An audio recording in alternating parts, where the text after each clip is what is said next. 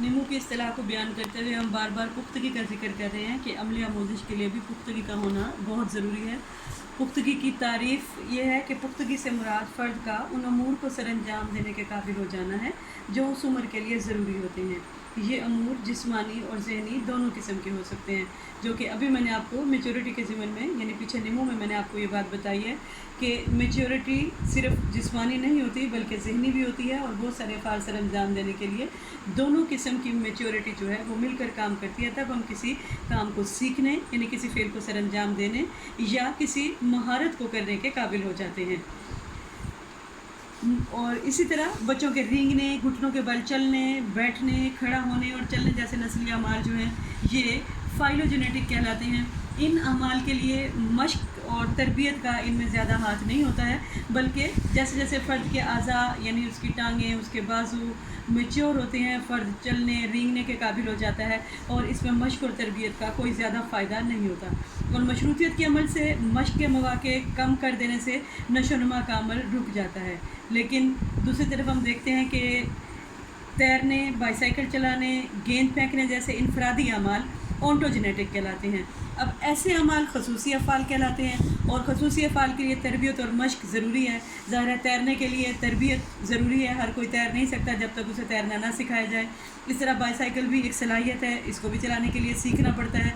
और गेंद फेंकना, ये तमाम ऐसे इनफरादी अमाल हैं जो ऑन्टोजेनेटिक कहलाते हैं, जिनमें तरबियत और मश्क जो है वो इंतहाई ज़रूरी होती है। जितनी ज़्यादा तरबियत और मश्क बढ़ती जाएगी, महारत में इजाफ़ा होता चला जाएगा। इन अफ़ाल की नशोनुमा तरतीब के बग़ैर नहीं होती, अलबत्ता कोई भी विरासती मैलान माहौली तायद और मदद के बग़ैर मुकम्मल तौर पर पुख्ता नहीं होता।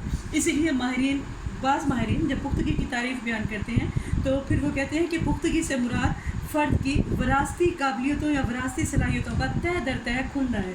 यानी फ़र्द विरासती तौर पर कुछ मैलान, कुछ सलाहियतें जो उसको वदीयत शुदा होती हैं, जैसे विरासती तौर पर ज़ाहिर है इंसान चलने फिरने, बोलने और उसका बैठने या उसकी सलाहियत जो है, जो जिस्मानी सलाहियतें हैं हमारी, वो तमाम हमारे अंदर मौजूद हैं। इस तरह प्रॉब्लम सॉल्विंग एबिलिटी, रीजनिंग, ये भी सलाहियतें जो है हमारे माइंड में मौजूद हैं। लेकिन जितनी ज़्यादा हम प्रैक्टिस करेंगे, यानी जितना हम प्रॉब्लम सॉल्व करने की एबिलिटी और प्रैक्टिस ज़्यादा करते चले जाएंगे, हमारी काबिलियतें बढ़ती चली जाएंगी, ज़हानत में इजाफा होता चला जाएगा। और जितना ही आप बच्चे के साथ जितना ज़्यादा बोलेंगे, उसके वोकल ऑर्गन्स जो हैं उतने ही ज़्यादा बच्चा बोलने की कोशिश करेगा, तो वो जल्दी मैच्योर होंगे और बच्चा जल्द बोलेगा। ये एक अलग बात है कि जल्द बोलने का ताल्लुक ज़हानत के साथ है, यानी जैसे ज़हानत पुख्ता होती है बच्चा जल्द बोलने लग जाता है, ऐसे ही जिस्मानी आज़ा पुख्ता होते हैं तो बच्चा चलना शुरू हो जाता है। अब इसमें विरासत और माहौल दोनों का हाथ होता है। समटाइम विरासती तौर पर ही बच्चे को कमज़ोर जिस्मानी आज़ा मिलते हैं, जिसकी वजह से कुछ सलाहियतें उसके अंदर देर से पैदा होती हैं। यानी आप देखते हैं कि कुछ बच्चे देर से बैठते हैं, देर से चलना शुरू करते हैं, देर से दांत निकालते हैं, तो इनमें ग़िज़ाई अज्जा वो भी हो सकता है कि बच्चे को बैलेंस डाइट ना मिल रही हो।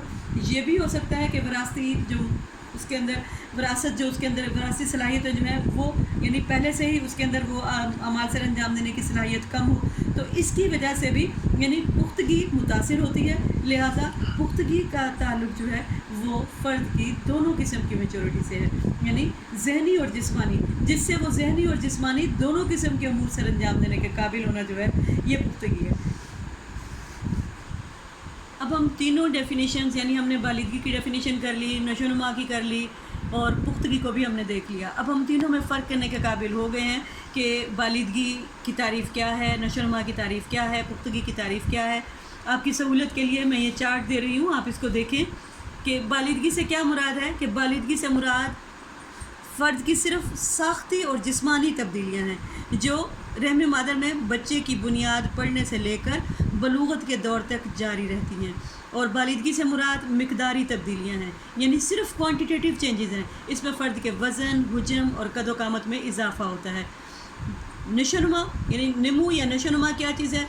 नशोनुमा में फ़र्द की जिस्मानी, ज़हनी और वकूफ़ी और समाजी हर तरह की बढ़ोतरी वाक़ है।